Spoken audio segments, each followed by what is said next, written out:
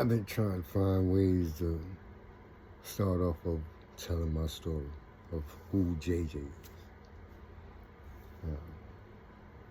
Right now I'm 65 years old. I spent 34 and a half years in prison for murder of an off-duty correction officer that I had nothing whatsoever to do with. Hopefully that story will be told later on, but this is who I am, how I see things, how I grew up and started seeing things. Like I said, I was born June 2nd, 1959 in the Bushwick section of Brooklyn.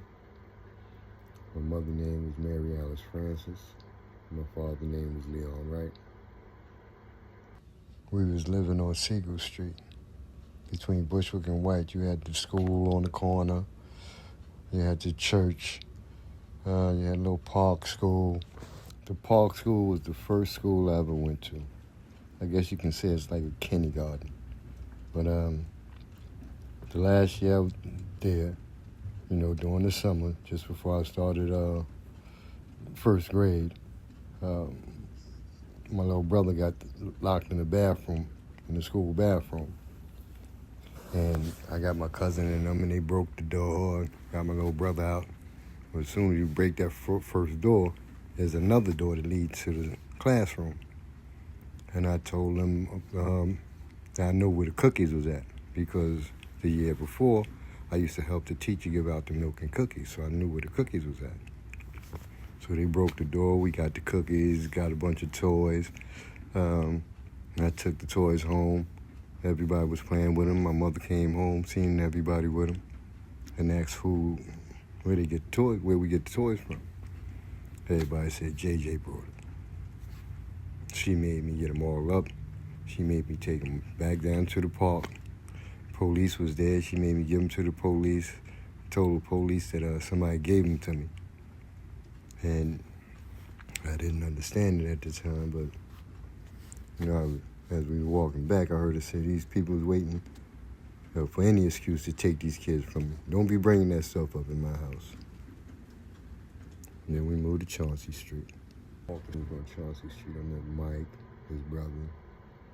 His father they used to play football, and their father used to take them to the games. They used to take us to the games sometimes. But on Chauncey Street, I remember this old lady took a liking to me, and her son used to work for the donut factory. And every Saturday he would come and give a whole bunch of donuts in the boxes, in the little square gray boxes. 6 in the box. And she used to tell me that if I could sell every 3 boxes of donuts that I sold, she'll give me a box. So every Saturday, I'm running up and down Chauncey Street. I was selling donuts for her. And found out who want donuts in which buildings, and I go deliver. Because everybody buying a $1 box of donuts. They get 6 donuts for $1. I'll never forget it. So I used to come home, I have maybe 4 boxes of donuts every weekend.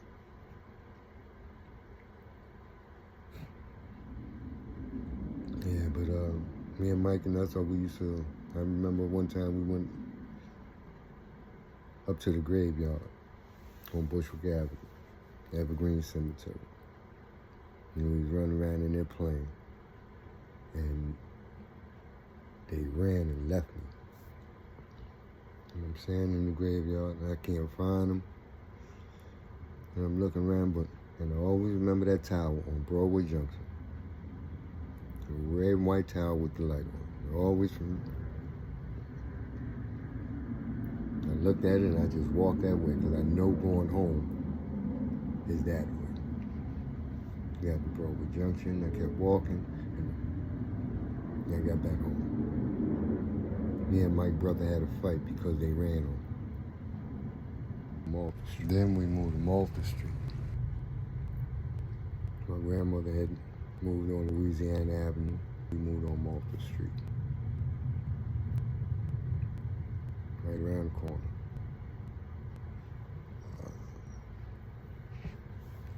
I met Gary Minor, and Beverly and Harry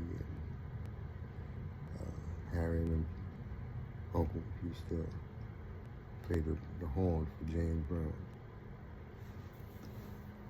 And Gary's mother used to do the wigs for Tina Turner. And Gary's father was the police, Mr. Joe. Well,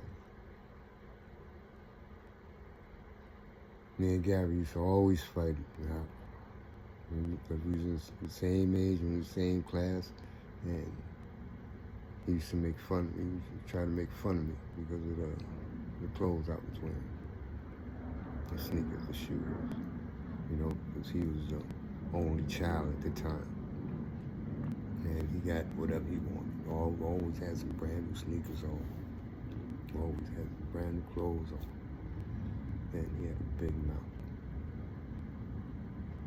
And he used to try to rank on me. Me and him would always fight. We always end up in the principal office. His mother used to look at me always with like an evil eye. Because me and Gary was always fighting. She always had to come up to school and talk to the principal. Or get us out of it. Come get him out of the dean's office.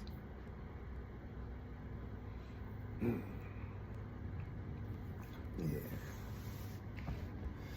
And, when we was on Malta Street, I met Lenine Lowe.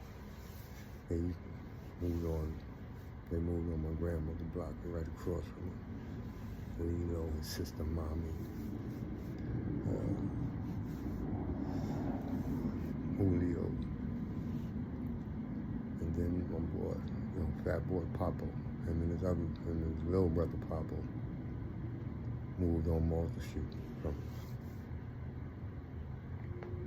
He was one of the first guys I started committing crimes with out there. He used to go to Sunnydale and stealing bottles, the milk bottles out the back. If you wash them out, take them back, you get a quarter for each one you bring back.